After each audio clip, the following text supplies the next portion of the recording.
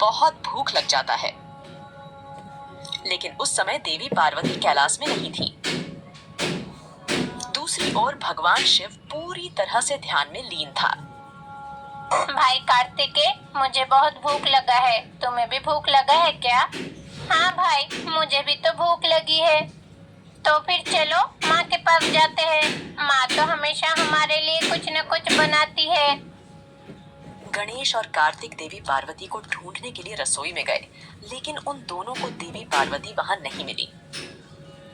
अरे, मैं तो भूल गया हूँ। माँ तो कल ही भूल गई है अपने भक्तों की पूजा प्राप्त करने के लिए।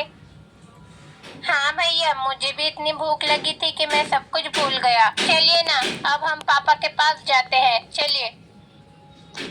इतना कहकर विनायक और कार्तिक भगवान शिव के पास जाते हैं। भगवान शिव पूरी तरह से ध्यान में लीन थे। अरे भाई, पापा तो अभी ध्यान कर रहे हैं। इस वक्त तो उनसे बात करना मुश्किल है और मुझे बहुत भूख भी लगा है। हाँ भाई, भूख तो लगी है, पर हमारे मनपसंद खाना कौन बनाएगा? इस प्रकार गणेश और कार्तिक सोच रहे थे। इसी बीच नंदी उनकी ओर बढ़ते नजर आते हैं। नंदी, हम दोनों को बहुत भूख लगी है। कृपया करके हम दोनों के लिए कुछ बना के दो ना। अरे बच्चों, क्या सच में तुम दोनों को बहुत जोर से भूख लगी है? अरे बच्चों, मुझे तो माता पार्वती जैसा खाना बनाना बिल्कुल भी नहीं आता, जरा सा भी नहीं आता। तुम दोनों को तो बहुत जोर से भूख लगी है। मैं एक बार कोशिश करके देखता हूँ कुछ बना पाता हूँ या नहीं। देखो नंदी, इसके अलावा हमें पकोड़े चाहिए और लड्डू भी चाहिए। ये सब कुछ बना के लेकर आओ। तो गणेश और कार्तिकेय दोनों पेड़ के नीचे बैठकर खेल रहे थे। दूसरी ओर नंदी बच्चों की भूख मिटाने के लिए रसोई में चली जाती है। गणेश और कार्तिक ने कहा कि उनको बहुत जोर से भूख लगी है, पर मैं खाना कैसे बनाऊं? छोड़ो, जो भी होगा देखा जाएगा। उन दोनों के लिए कुछ भी बना दूंगी। मुझे सिर्फ उन दोनों की भूख मिटानी है। इतना कहकर नंदी खाना बनाने लगी।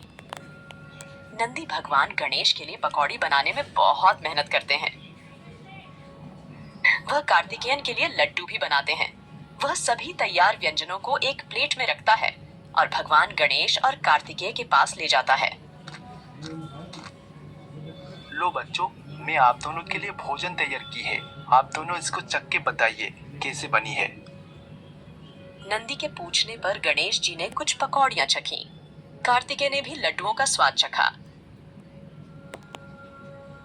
अरे, ये लड्डू तो बिल्कुल भी अच्छा नहीं बना है। माँ तो ये लड्डू कितनी अच्छे से बनाती है। हाँ नंदी, सच में ये पकोड़ा भी अच्छा नहीं बना है। माँ बहुत ही स्वादिष्ट खाना बनाती है। मुझे कुछ भी अच्छा नहीं लगा।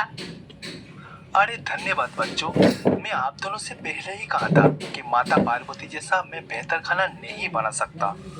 देखिए, आप दोनों को बहुत जोर से भूख लगा था, इसलिए मैं कुछ बनाने की कोशिश की। हम ये नहीं खा सकते, पर हमें तो बहुत भूख लगी है।